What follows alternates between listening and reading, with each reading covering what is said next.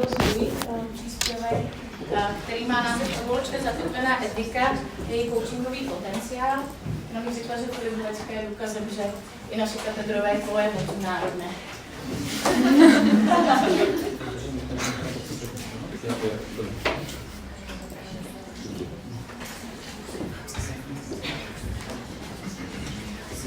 Dobrý deň, volám sa Filip Halečka a toto je moja teoretická práca, bakalárska Evolučne zakotvená etika a jej coachingový potenciál. Na úvod vám prečítam abstrakt. Človek si v súčasnej prepojenej a globalizovanej spoločnosti čím ďalej, tým viac potrebuje uvedomovať previazanosť s ostatnými ľuďmi a so všetkým životom. Aké výzvy ukladá previazanosť ľudí individuu a jeho každodennému rozhodovaniu? Autor výzvu prijíma a snaží sa vytvoriť nástroj, ktorý rozpor v rámci evolučnej teórie, teda rozpor konkurencia a kooperácie, uchopí a spracuje. Konštitučným faktorom celej práce sú individuálny výber, čo je synonymum pre boj, a skupinový výber, čo je synonymum spolupráce na individuálnej úrovni a boja na úrovni skupinovej. Následne sa objaví popis kognitívnej niky Stevena Finkera a inštrumentálneho realizmu Ladislava Klasa, ktoré sú hlavným argumentom pre kooperáciu na globálnej úrovni a pre ukončenie medziskupinových konfliktov a pre konflikt na inej úrovni, boj o prežitie na planéte a boj s neustálou nedostatočnosťou stavu poznatkov, ktorý ľudstvo ohrozuje. Pomocou spomenutého nástroja autor usiluje o externalizáciu epistemického kontaktu s konkurenciou a kooperáciou. Autor ukazuje silu vyrobeného explanačného nástroja pomocou schopnosti kategorizovať nástroj iné. K tomuto účelu používa knihu 12 pravidel pre život od Jordana Petersona, ktoré podľa logiky svojho nástroja triedi. A nakoniec naznačuje silu tabuľky nie v jej reaktívnom, ale naopak v kreatívnom a proaktívnom používaní. V evolučnej teórii je najintuitívnejšou úrovňou selekcie individuálny výber, teda boj na úrovni jednotlivca. Prežijú zdravší, silnejší a šťastnejší, hovorí Darwin v práci o pôvode druhov. Súčasný konsenzus v chápaní selekcie je však viacúrovňová selekcia, teda multilevel selection, v rámci ktorej je boj jednotlivcov iba jednou z úrovní. Konkurencia vyššieho rádu, teda konkurencia medzi skupinami, spôsobuje na úrovni jednotlivcov vznik altruizmu. Súčasťou evolučnej zdatnosti, fitness, sa stáva priateľskosť. Platí už nielen survival of the fittest, teda prežitie najzdatnejšieho, ale aj prežitie najpriateľskejšieho, teda survival of the friendliest.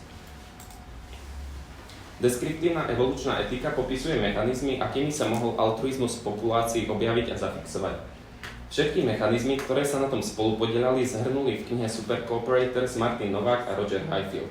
Asortatívne párovanie znamená, že každý k sebe chce kooperátora a nikto nechce vzťah so zradcom.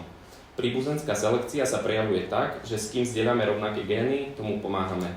Priama reciprocita znamená, že pomáhame tomu, kto nám pomáha, a trestáme toho, kto nám škodí. Nepriama reciprocita. Máme tendenciu pomáhať tomu, o kom vieme, že pomáha. Skupinová selekcia znamená, aby jedna skupina mohla poraziť druhú, tak musí mať väčší počet altruistov. Autori človeka nazývajú superkooperátorom preto, lebo tieto taktiky používa všetky. Čo je kognitívna nika? Zatiaľ, čo život s nami bojuje v evolučnom čase, napríklad rastliny vyrábajú jedy pomocou mutácie, selekcie a dedičnosti, my si ich podmaňujeme v reálnom čase pomocou toho, čo Pinker nazýva kognitívna nika. Tá pozostáva z kauzálnych modelov sveta, čo sú poznatky o čomkoľvek, z kooperácie a komunikácie. Pomocou zdieľania poznatkov a spolupráce sa z ľudí stáva superpredátor. Pinker v článku ako príklad uvádza janomámsky lov pásovca. Všetky tri body a ich vzťahy vytvárajú seba posilujúcu slúčku. Na tomto slajde vidíme zložitejšiu konceptualizáciu kognitívnej niky. Prospešné a škodlivé v kontexte individua. V tomto jednoduchom modeli môže človek voči sebe samému robiť tri typy správania. Také správanie, ktorému prospieva, je tzv. Sebecké správanie, neutrálnemu ani neškodí, ani neprospieva a seba poškodzujúce človeku škodí. Príkladom sebeckého je vyčistenie si zubov, neutrálne by mohlo byť čakanie na zastávke a seba poškodzujúce je, keď spadnete z kolobežky a vybijete si zuby.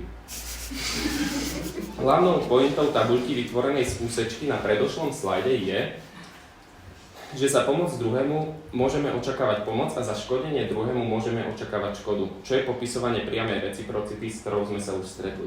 Najnosnejšia myšlienka stojaca za touto tabuľkou je, že ak chceme prosperovať, teda byť konkurencieschopní, tak nemôžeme druhému škodiť, pretože nám na základe toho môže byť uškodené a jediné, čo nám ostáva, je pomáhanie. Vo svete, kde je škodenie druhému zakázané a vyplývajúce z potreby jednotlivca, sa začne súťažiť o čo najväčšie pomáhanie. Účelom práce je vytvorenie hodnotiaceho nástroja, ktorý naše prežívanie, premýšľanie a správanie ohodnotí na stupnici prospešné +1, neutrálne 0, škodlivé -1 v kontexte druhého človeka. Čerpám z viacerých koncepcií, napríklad z Engelovho biopsychosociálneho modelu zdravia, z kapitálov Pia Bourdieu, no hlavne z koncepcie Darwinových výberov. Dôležité je zmieniť, že vo všetkých konceptualizáciách sa objavuje rovnaká tendencia. Vytvoriť dostatočne komplexný obraz človeka a jeho sveta, ktorého súčasťou je aj druhý človek. Zmyslom práce je poukázať práve na dôležitosť druhého v živote prvého. Pozor, teraz príde to najdôležitejšie z tejto práce. Keď si všimnete tretiu rovinu pyramídy, teda vzťahy a náležanie, tak zistíme, že už v nej je implicitne obsiahnutý druhý človek. Pomocou Maslowovej hierarchie by som chcel ukázať, ako človek naplňa svoje vyššie potreby. Na svoje vyššie potreby, teda vzťahy, sebahodnotu a aktualizácia, nevyhnutne potrebujeme druhého človeka. Tieto potreby vyššieho rádu si naplňa skrze naplňanie potrieb druhého. Čo vyzerá nejako takto. Ďalší slajd je presne to isté, čo sme videli na tomto, iba vo verbalizovanej podobe. Tak. Tieto prvých 5 zákonov je vlastne individuálny výber, ale už monisticky ako zlúčený s tou prosocialitou. Takže tieto zákony znejú buď zdravý, buď atraktívny, to znamená vyhraj v pohlavnom výbere a rozmnož sa, buď šťastný, buď úspešný, takže získaj vysoký socioekonomický status, buď vzdelaný. A to, čo rekontextualizuje celú túto tabuľku, alebo je pravidlo buď prosociálny, ktoré dostáva do hry pravidla ako rob druhého zdravým, rob druhého atraktívnym, rob druhého šťastným, rob druhého úspešným, rob druhého prosociálnejším, čo znamená urob druhého alebo dostane druhého do stavu, kedy pomáha tretiemu a tak ďalej.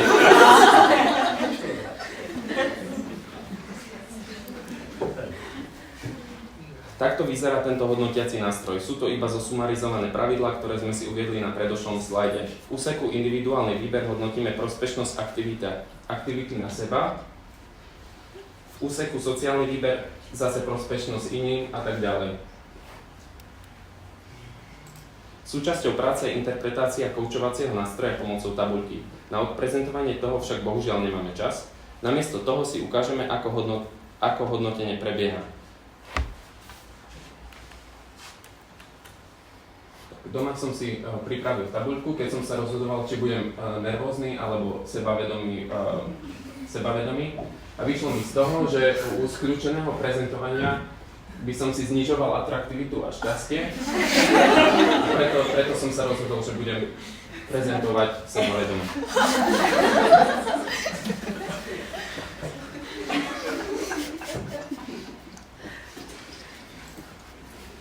Tak, prínosy nástroja sú modularita, škálovateľnosť, generovanie a jednotlivosť. Jednotlivosť znamená, že musíme aktivity pri vpisovaní do tabuľky oddeľovať a atomizovať. Modularita, každý stĺpec v individuálnom výbere môžeme vymeniť za iný. Zdravie by sme napríklad mohli vymeniť za Engelov modul z biopsychosociálneho modelu zdravia. Prípadne ich ľubovoľne zmnožovať podľa potreby väčšieho detailu. Sociálny výber vzniká zdvojením individuálneho výberu. Predpokladáme totiž, že základné potreby zdieľame s druhým, napríklad potrebu prežiť. Škálovateľnosť znamená, že môžeme sociálny výber donekonečna zmnožovať a tým môžeme hodnotiť vplyv našho správania nielen na jedného ďalšieho človeka, ale na každého človeka na Zemi. Generovanie tabuľku nemusíme používať iba reaktívne, teda na hodnotenie vlastných aktivít, alebo toho, čo sme už urobili, ale môžeme pomocou nej vyrábať aktivity nové, napríklad Chcem si vyrobiť aktivitu, ktorá urobí druhému radosť. Alebo aktivitu, ktorou zo seba urobím prosociálnejšieho tým, že urobím druhého prosociálnejším. Obmedzenie, proximátnosť. Problém nastáva, keď sa niektoré aktivity dejú v neprospech iných modulov. V prospech nejakých modulov, ale na úkor iných. Maximalizovanie šťastia pomocou ležania pred YouTubeom síce môže na chvíľu potešiť, ale ako dlhodobá životná stratégia nemusí fungovať. A naopak, učenie nejakej schopnosti, napríklad hranie na hudobný nástroj, často veľmi bolí. Tak, tu sú zdroje a ďakujem za pozornosť.